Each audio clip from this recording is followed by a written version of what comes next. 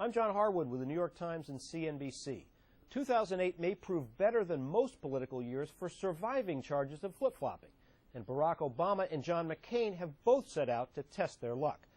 What makes this environment more forgiving is the presidential style of the incumbent. George W. Bush has been steadfast on Iraq, tax cuts, and the role of government, and his low approval ratings show voters want something new.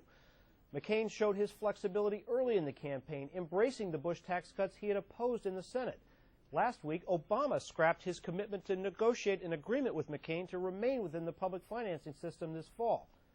Each candidate will use these shifts in position to attack the other's trustworthiness and hope voters care more about the shift than about the position.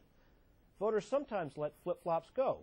Ronald Reagan won re-election even though he raised taxes in 1982 after cutting them a year earlier, but other times they don't. George H.W. Bush lost the presidency after abandoning his no new taxes pledge, and John Kerry paid a significant price 4 years ago from voters' judgment that he'd reversed field on the Iraq War. The summer transition from primary to general election is ripe for shifts in emphasis, if not outright flip-flops. Since beating Hillary Clinton with populist rhetoric on trade and taxes, Obama has declared himself a free trader while signaling the possibility of cutting corporate taxes and delaying some tax hikes on the wealthy. The common thread, as with Obama's decision to avoid the spending limits of public financing, is the portrayal of the Illinois senator as a pragmatic rather than ideologically rigid politician. With last week's decision to abandon his support for a federal moratorium on offshore oil drilling, McCain signaled the same thing, that he'd respond boldly to $4 a gallon gas. The candidates have 4 more months for repositioning as they chase swing voters.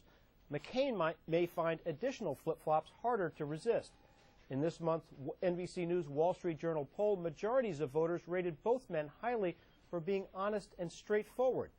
But Obama enjoyed a double-digit edge in the proportion rating him highly for sharing your positions on the issues.